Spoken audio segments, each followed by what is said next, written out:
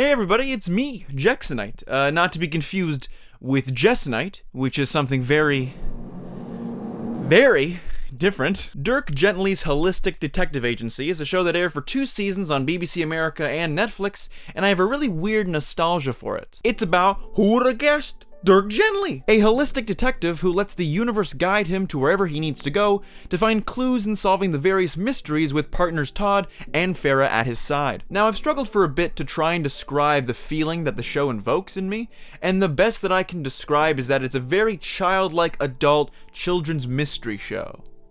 You know? The mysteries they solve can have this violent and dark overtone to them, but watching Dirk and his friends unfold the mystery as it happens is quite exciting, with the help of Dirk's very ecstatic and adolescent attitude. Another thing adding to the giddiness of this show would be the character dynamics. For instance, where we see Todd as the story starts is as a somewhat depressed bellhop who can't pay his rent and lied to his sister about having this disease called pararibullitis that hyperactivates your senses randomly, or as he puts it, water on your hand could feel like fire. Your shoe on your foot could feel like it was crushing it. Breathing could feel like drowning. Ooh, mamma mia, that says, "Baisi meatball!" Literally, because she's on fire. But when Dirk enters his life and the initial denial phase has passed over, the ideas of the holistic affect and change his worldview. The stuff about taking control of your life and how everything is connected and that the universe has a path for everyone acts as this catalyst for a revolution in Todd's life and can be quite profound when it wants to be. It's one of the reasons why I really like this show, the whole concept of the holistic. That the universe ultimately leads you to where you're supposed to be and that everything is connected, and for a lot of people, this message and the show's themes can be very inspiring and heartwarming and reassuring. We also have Bart, who is a holistic assassin killing whomever the universe nudges her to. She is found kidnapping computer whiz Ken, and they bond over the mutual interest that she hasn't killed him yet, even though she could have quite a few times. It's a commonality amongst a lot of these character dynamics to have an everyday person come into contact with their holistic counterpart. And just seeing how they react and affect each other makes for a lot of really cool character moments in the show. Similarly, Amanda's relationship with the Rowdy Three is also quite a liberating and exciting one. Initially, they appear as this ominous threat no one can contain, with their truck growling as they drive around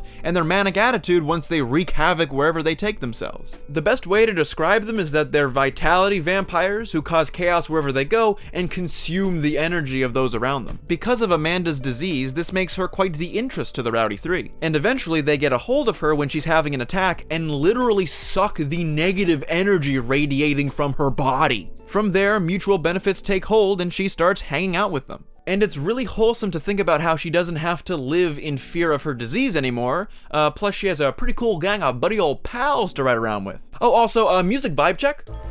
Oh, yeah, that's a certified vibe! I'm gonna mispronounce this. Cristobal Tapia de Veer composed the score for the first season, and he absolutely kills it. You may also be familiar with his work as he composed the score to many things, including Utopia, which creator Max Landis said was a huge inspiration for having Cristobal come on to do the music for Dirk Gently. I mean, come on, the Rowdy Three theme is a heckin' banger with the and the slower driven synths at the more tender moments can be quite sweet and gentle when the show gets to them.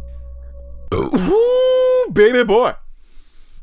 That's how you know it's good. I would highly recommend checking out the 16-minute sampler Cristobal released displaying some of the highlights of his composition on the show, because they take on an entirely different life without all of the dialogue and sound effects playing over them. And it's a shame that we know we're never gonna get a full album of this stuff because,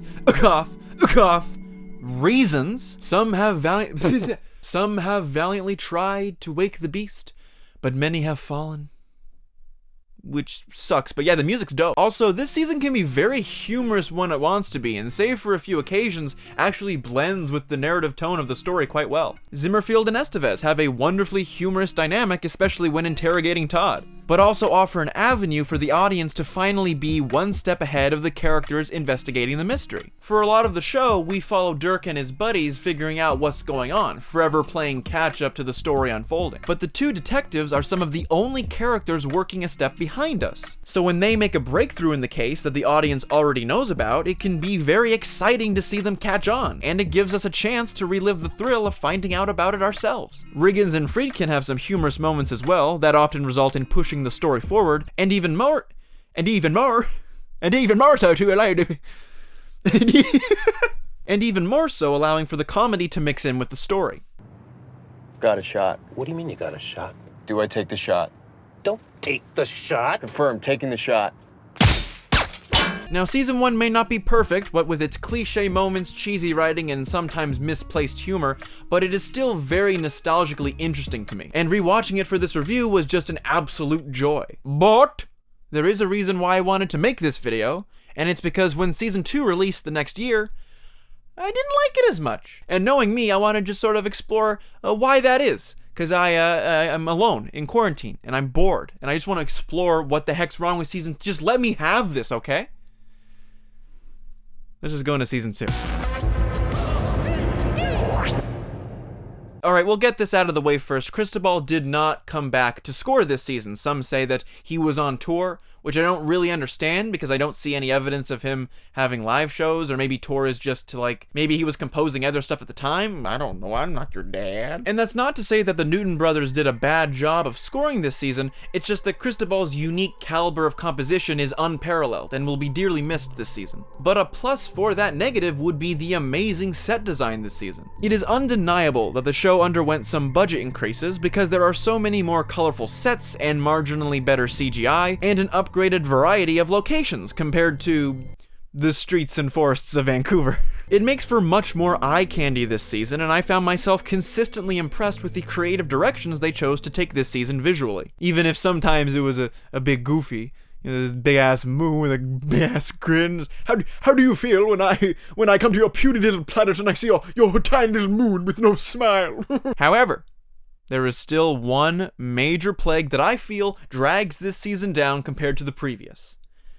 And that would be the space between original and series in the intro. Seriously, did no one notice that? It's a 10-episode series. You're telling me for 10 episodes, no one knew that was there? They just saw it and was like, oh yeah, it's a Netflix original series. It triggers my mild OCD so minutely. It's like they couldn't have fixed it. They didn't know that it was there. It looks so abrupt when you look at it. You look at the intro and it's like, oh, it's there, face smack, it's there! Because of all the errors that the production could have had, they just forgot to, subtract a space bar. Whew. Okay, well, 2 reasons. The other being that Dirk is a frickin' crybaby. This season allows for the show to explore some of Dirk's newly found fears, being that he blames himself for all of the bad things that have happened to the group since he entered their lives. He blames himself for Todd suddenly having pararibulitis, and worries that he'll only get everyone else into a world of hurt if they continue down this holistic path. Now that's a pretty good conflict, and I think it could be explored quite well. I just don't think it was done so here. There are many moments in this season where the plot starts to get going and things get more tense and exciting. Like, what's this guy doing in a tree and what's that lady doing in a car? And is that boat a baby? And just as things ramp up, Dirk chimes in with, hey, how about we just don't do anything?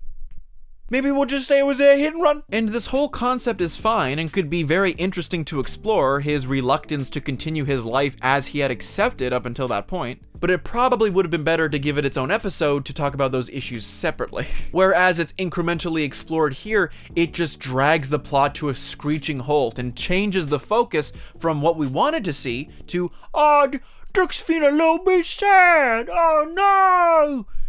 I'm so sad. I don't want to get my friends hurt.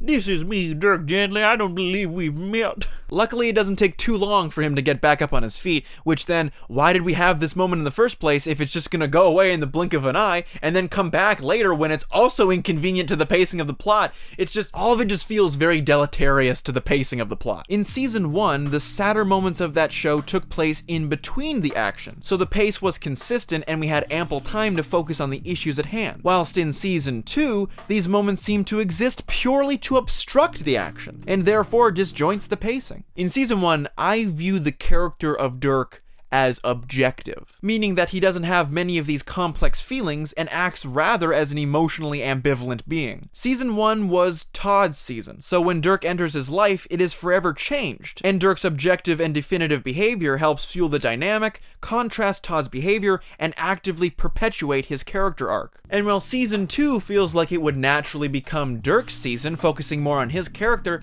I just don't think it was handled as best as it could have been. But that's just my opinion. Personally, Additionally, it also brings up the idea that this season really didn't need to be 10 episodes compared to the previous set of 8. It's not as if there are a whole bunch of scenes or plots in the middle that feel shoehorned in, but there are times when you notice the plot slowing down or thinning out. Especially when you get to Wendemore and everyone just starts spewing all this fantasy gobbledygook. Like how can you forget the Dengamores or even the Trusts and oh gee whiz, my favorite, the Bafuki de Oh, who could forget my personal favorite, the Bafuki Napu? It's just a lot of like mush and like it goes in one ear out the other, and I probably just don't like fantasy, to be honest, and it just slows it down for me. It can even be the case where certain scenes aren't given enough build up to really warrant the emotional weight to them. One of the reasons for that might be the fact that the writing duties were a bit more scattered in the production of this season. However, there is one scene that does feel unnecessarily shoehorned into the middle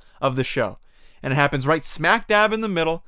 And I hate this scene, which even saying so makes me feel like I'm the odd one out, since a lot of people online seem to really like this episode and this scene that I'm going to talk about in particular. But I just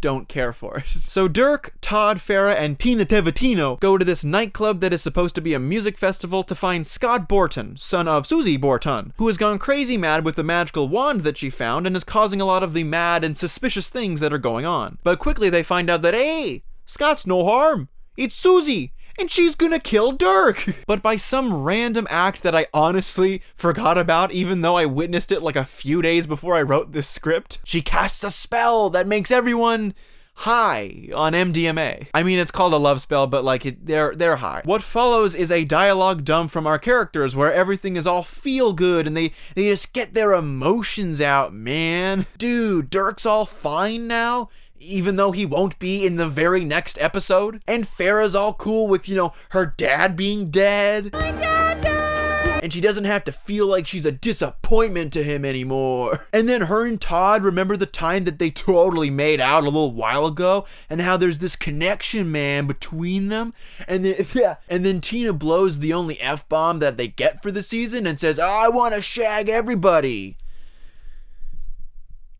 Simultaneously, Amanda is learning to control her disease in the dream world to bring back the Rowdy Three who have been captured, even though the witch lady explicitly says that she had a limited reach, even though she never thought to inquire about, oh hey, maybe 2 people would help. Maybe if there were 2 of us, we could actually get the help that we need, especially since it's vital to the continuation of our existence. But don't worry about it, because everything's fine, and Bart's over here dancing, and it's all played off like it was a very triumphant moment, but it doesn't feel earned at all. I just really hate it.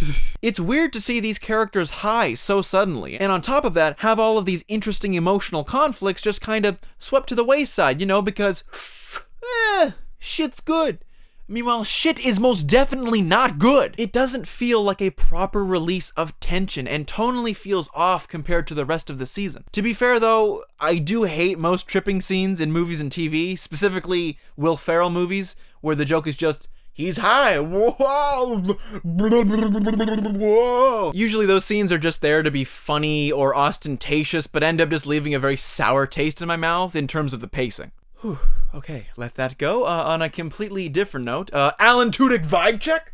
Oh, yeah, he vibing. Alan Tudyk steals the show in every scene that he's in. He's incredibly menacing, but an absolute joy to watch. He's just so cool and smooth talking, and it's fun to see him play the villain. I mean, Alan Tudyk is just a cool actor in general, okay? Maybe it's that southern drawl that gives him this edge, but it's one of those times where I get really excited to see the villain on screen. And even though there are those slumps in the middle of the season, by no means do I think the season is bad. And a lot of the problems go away in the final act of the plot, where Dirk snaps out of his depression for real and we see everyone venture into Wendemore to stop all the evil happenings. And it feels as giddy and exciting as season 1 did, and it earns it. The show regains that momentum that makes it so special, and this is the part where I get really sad, because we all know that we're never gonna get a 3rd season of the show. It got canceled shortly after season 2 finished airing, but there might be some other reasons behind that cancellation other than poor viewership numbers. It was such a shame that it got cancelled, and indeed, the circumstances under which it got cancelled. If you don't mind me asking, and we can cut this bit, was that because of some other claims? I'm not one for gossip. Yeah, I you just know, didn't want. there's well, look, if people Google, they can find Yeah, well, I many didn't an know. article about this. So it's out there as a sort of you know, reputable journalists have done the work, and I don't believe ever given maybe the full story at the time as to why it was cancelled. But yeah, I have my own thinking as to why it was. I think it's fairly obvious. It's a shame because the message of the show was beautiful. Now, I'm not going to go into the Max Landis controversies because I really don't want to, but it does cement the bitter truth that we are never actually going to get a third season of the show. However, that's not the end of Dirk Gently, as it was announced that there's going to be an animated show based on the character, and that's going to be really interesting to see when that comes out. Also, after rewatching the show, I'm actually very interested in checking out the Dirk Gently books by Douglas Adams, and after this video comes out, I might actually read a couple. Oh yeah, also there's this UK show that's also called Dirk Gently, and that might be really interesting to check out. Who knows? Maybe you or I might be curious in checking that out. I don't know. I'm not going to tell you how to live your life. But for now, Dirk Gently's holistic detective agency was a beautifully oddball show that I feel will never be replaced, and I hope that you enjoyed listening to me talk about it. And that is my essay on the show. Any questions? No? Fantastic. All right, that's it. I'm done. Hopefully you are also inspired to check out the show or any of the other Dirk Gently peripherals that are out there, as I probably will in the near future. And thank you so much for watching. That's the video.